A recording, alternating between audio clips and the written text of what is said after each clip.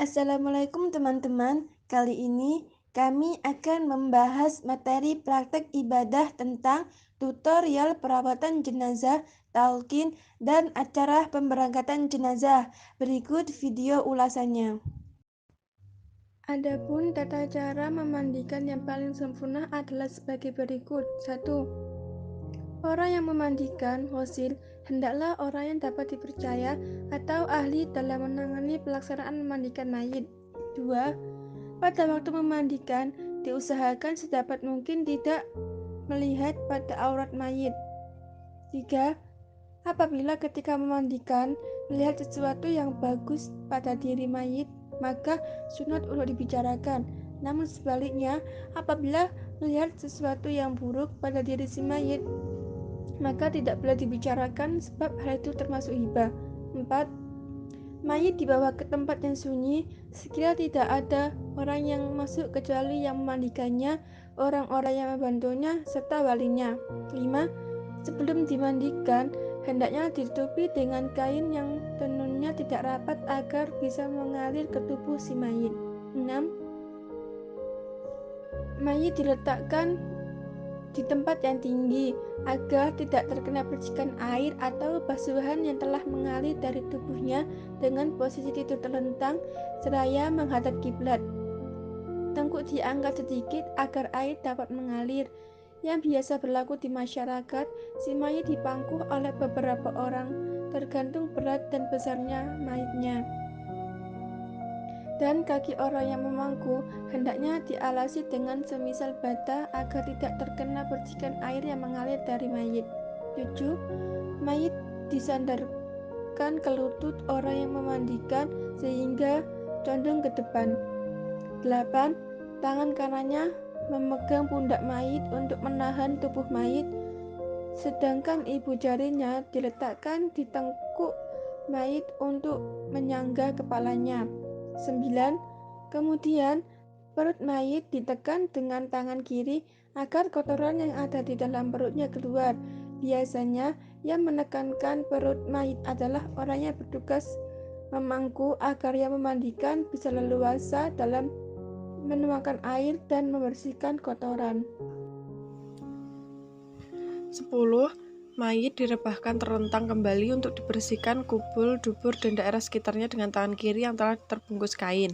Kemudian mengambil kain berikutnya atau kain tadi namun telah disucikan untuk membersihkan gigi dengan jari telunjuk dan lubang hidung dengan jari kelingking. 11. Mayit diwudukan sebagaimana orang yang masih hidup dengan melaksanakan rukun-rukun berikut kesunahannya dengan niat Bismillahirrahmanirrahim. Nawaitul wudu'al masnuna lihadal mayyiti lillahi ta'ala. Artinya, aku niat wudhu sunnah untuk mayit ini karena Allah Ta'ala.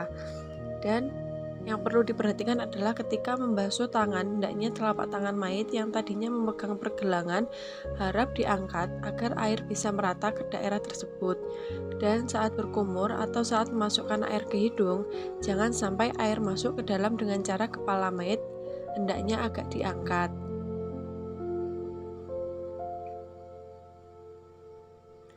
12. Membasuh kepala dan hendaknya telinga mayit ditutup dengan jari agar tidak kemasukan air. Yang berlaku di masyarakat agar pembasuhan lebih bersih, mereka juga menggunakan sampo.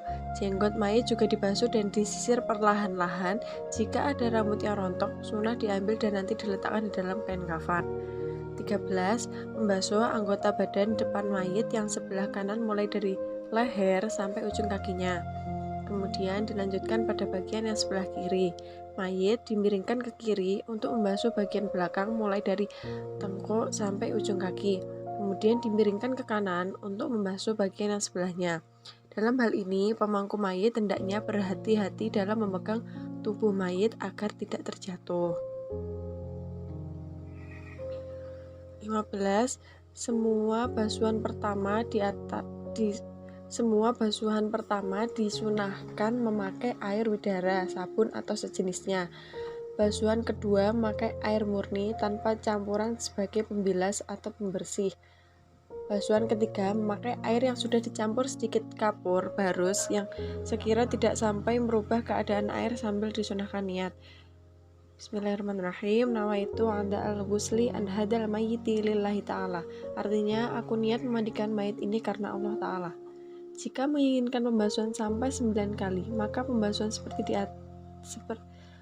di atas diulang 3 kali. Jika menginginkan hanya 5 kali basuhan, maka urutannya sebagai berikut. Pertama, air widara, sabun atau sejenisnya. 2, air pembilas. 3, basuhan ketiga, keempat, dan kelima, pakai air yang sudah dicampur dengan sedikit kapur barus. Dan jika menghendaki 7 kali basuhan, maka urutannya: pertama, air widara, sabun atau sejenisnya. Kedua, air pembilas. Kemudian ketiga, air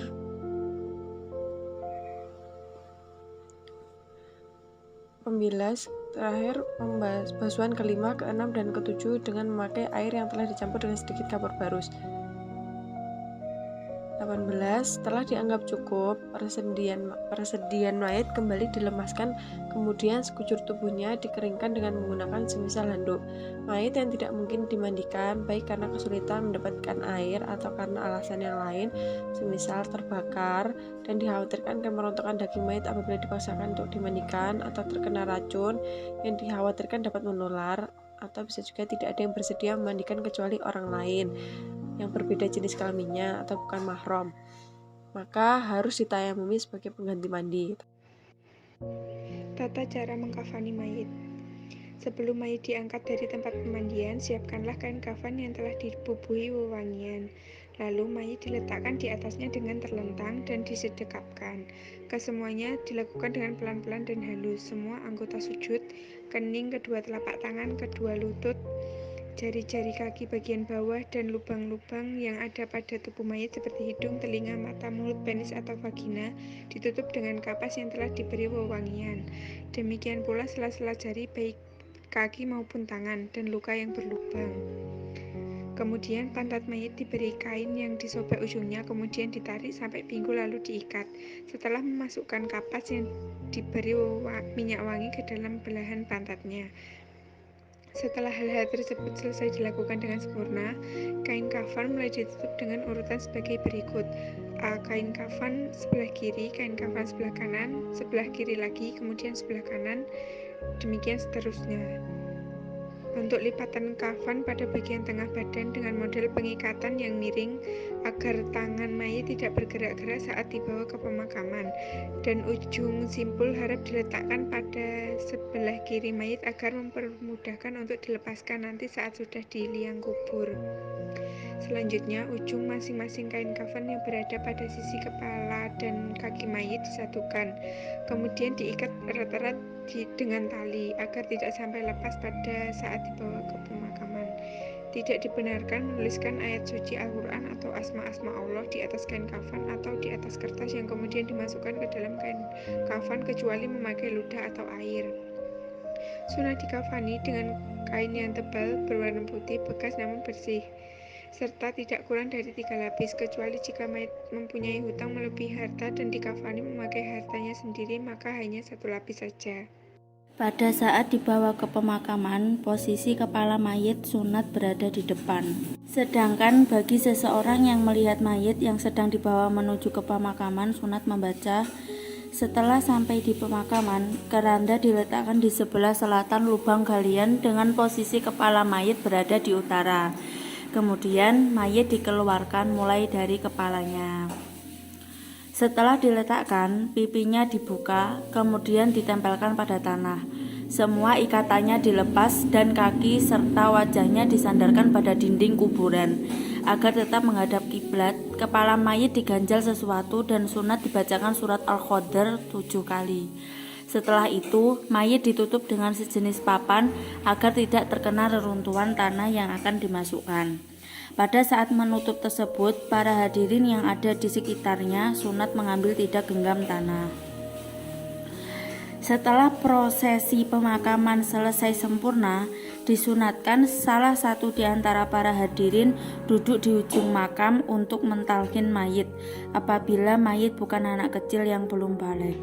Hai Fulan bin Fulan, sebutkan nama mayit, saiki sira wis mati lan sira wis ngalih nang alam kubur, yaiku alam barzah. Sira aja nganti lali perkara kang sira sungkemi nalika pisah karo kita kabeh. yaiku nekseni yen temen ora ana pangeran kang wajib den sembah kejaba Gusti Allah Subhanahu wa taala. Lan nekseni yen Gusti Muhammad sallallahu alaihi wasallam iku utusane Allah Subhanahu wa taala. Hai fulan bin fulan, sing ati-ati yen awakmu sira ditakoni malaikat loro kang den pasrahi nyoba marang sira aja kaget lan gumeter. Ngertiya, sak temene sing bakal nakoni ing sira ya padha-padha makhluke Gusti Allah.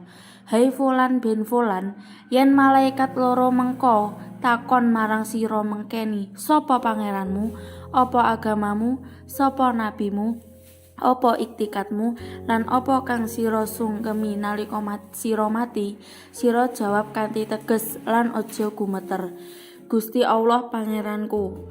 Lan yen sira ditakoni kaping pindhone jawab maneh, Gusti Allah pangeranku. Lan yen ditakoni kaping telu yaiku pitakon ingkang pungkasan sira jawab kanthi teges, Gusti Allah iku pangeranku, agama Islam iku agamaku, Nabi Muhammad iku nabiku, wong Islam iku sedulurku, Nabi Ibrahim iku persasat bapakku. Aku urip lan mati netepi ucapan la ilaha illallah Muhammadur Rasulullah sallallahu alaihi wasallam. Hai fulan bin fulan, hujjah kang diwarahaken marang sira cekelana kang temen. Ngertiya yen sira bakal manggon ing alam kubur nganti besok dina kiamat, yaiku dinane wong ahli kubur ditangekake.